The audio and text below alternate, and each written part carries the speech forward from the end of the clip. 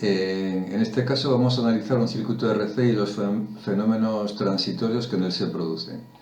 Se nos plantea el siguiente circuito, donde tenemos una fuente de corriente, una resistencia de 4 ohmios, un interruptor, un switch, una resistencia de 2 ohmios, un condensador de valor desconocido y una resistencia R3 de 2 ohmios. Nos dice que inicialmente el interruptor va a estar abierto y que se va a cerrar y también se va a abrir, en t igual a 10 segundos. Suponiendo que el interruptor está abierto desde antes de t igual a 0, pues lógicamente la carga que tendremos en el condensador será nula.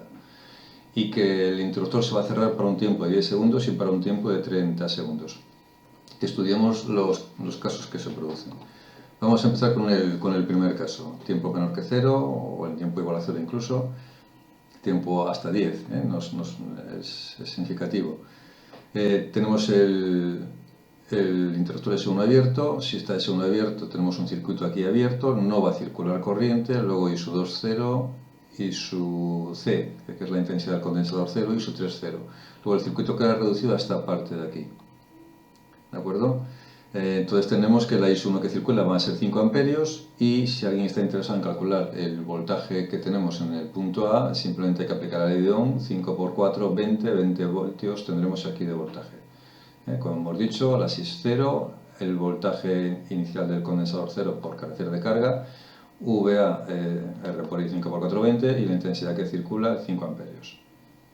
Vamos con el siguiente caso, caso 2. En el caso 2, justamente se cierra, t igual a 10 segundos, eso no se cierra. Recordemos del caso primero que el voltaje en el condensador es 0 porque no tiene carga. La corriente que circula por el condensador en este caso va a ser la máxima disponible. El condensador inicialmente se va a comportar como si fuera un cortocircuito. Si se comporta como si fuera un cortocircuito, la intensidad que va a circular por la resistencia R3 va a ser nula, como ponemos aquí. Luego el circuito queda reducido a lo siguiente, ¿no? La fuente de corriente, la resistencia R1, este es el switch cerrado, R2 que tenemos aquí. Hemos dicho que I3 es 0, ya que en esta ocasión se va toda la corriente por el condensador, como si fuera un corto. Aquí lo tenemos. Si os dais cuenta, R1 y R2 son dos circuitos, dos resistencias, en paralelo. Hacemos el paralelo y nos da 4 tercios. Entonces el circuito lo hemos reducido a este circuito de aquí. Ahora es fácil calcular el voltaje en A, que es este punto. El voltaje en A es la R, que son 4 tercios por la I, 4 quintos por I, que son 20 tercios, que son 6,66. Aquí es un fallo, aquí no son amperios, es un voltaje, luego el voltaje se mide en voltios, hay que tenerlo en cuenta. Bueno, los 6,66 voltios que hemos comentado, ya está corregido. Y podemos calcular la intensidad que circula por R2 y lógicamente va a ser la misma intensidad inicial que va a pasar por el condensador.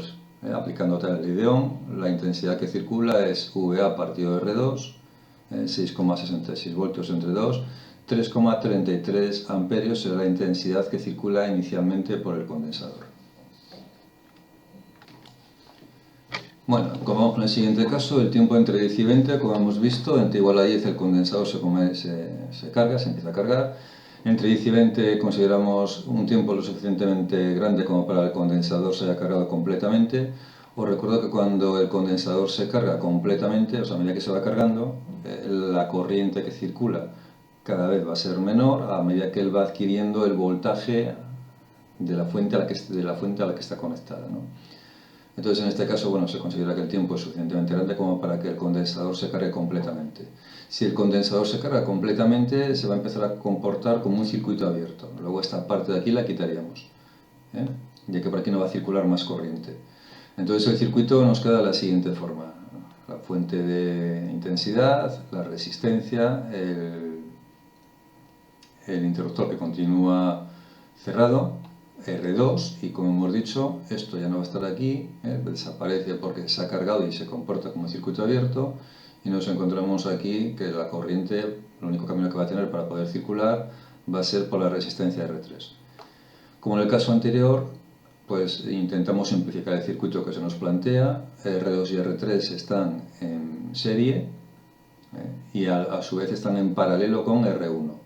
Calculamos el circuito equivalente y tenemos que nos queda una fuente de alimentación de 5 amperios, una fuente de corriente de 5 amperios y una resistencia de 2 ohmios. Lo que hemos dicho antes de que la intensidad que circula por el condensador al estar cargado va a ser cero. Como en el caso anterior, podemos calcular el voltaje que tenemos en A. El voltaje que tenemos en A, aplicando la ley de Ohm, es R por I, pues resistencia 2 ohmios, intensidad 5 amperios, nos da que el VA en este caso son 10 voltios. Muy bien, si conocemos la tensión o el voltaje que tenemos en el punto A, podemos conocer la corriente que circula tanto por la resistencia 2 como por la resistencia 3. Va a ser la misma por estar en serie.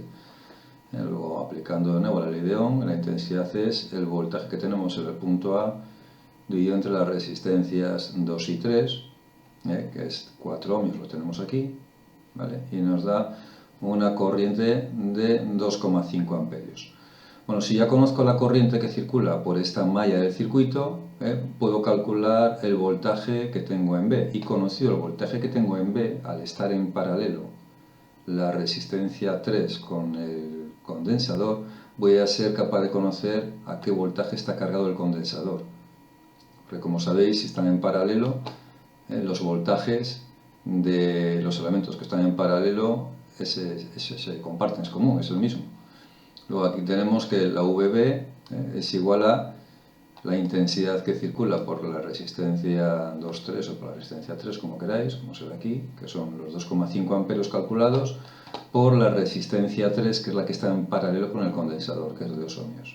Y nos da que el voltaje en el punto B es 5 voltios, que lógicamente, por lo que hemos comentado, coincide al estar en paralelo con el voltaje del condensador para este caso. Bueno, continuamos con otro caso, el siguiente caso que se nos plantea, que es lo que ocurre entre t comprendido entre 20 y 30. Nos dice que en t igual a 20 se abre otra vez el circuito. Bueno, esto ya lo vimos lo que pasaba al principio, pero ahora en este caso, esta parte que nos queda aquí, por aquí no va a circular corriente lógicamente porque está abierto, el condensador le tenemos cargado, ya que venimos del caso 3. Sabemos que el condensador está cargado a 5 voltios. En este caso el condensador, ¿qué es lo que va a hacer? Va a ceder la carga a la resistencia R3. Nos olvidamos de esta parte porque aquí el interruptor está abierto y nos encontramos con que aquí tenemos el condensador cargado a 5 voltios y vamos a calcular la intensidad que da el condensador. Bueno, pues ya sabemos que el voltaje del condensador es lo mismo que el voltaje que tenemos en el punto B, que son los 5 voltios que provienen del caso anterior estudiado, y la intensidad que circula, ¿de acuerdo? La intensidad que va a dar el condensador, la resistencia R3, inicial lógicamente, ya que esta resistencia va a ir cayendo a medida que se descarga el condensador, es igual al voltaje que tenemos en B dividido entre la resistencia R3. O sea, son los 5 voltios entre R3, que son 2 ohmios, pues nos queda que inicialmente la corriente inicial en cuanto sale el interruptor S1, para t igual a 20, es de 2,5 amperios. El condensador acaba haciendo toda la carga, se considera un tiempo suficientemente grande. Cuando cede toda la carga, lógicamente el voltaje del condensador pasa a ser de 0 voltios y la corriente que circula vuelve a ser de 0 voltios. Luego nos dice que se cierra otra vez en t igual a 30 segundos. Bueno, pues otra vez volvemos a repetir los casos, si os dais cuenta. Justamente en t igual a 30 nos volvemos otra vez al caso de t igual a 10, va a ser este de aquí, que es el mismo, se vuelve a cerrar, se vuelve a cargar el condensador, y en t pues mucho más grande que 30, pues es igual que para el caso t mayor que 10 otra vez, ¿no? Estamos aquí, el condensador se carga, aquí ya entramos en un ciclo de carga y descarga del condensador.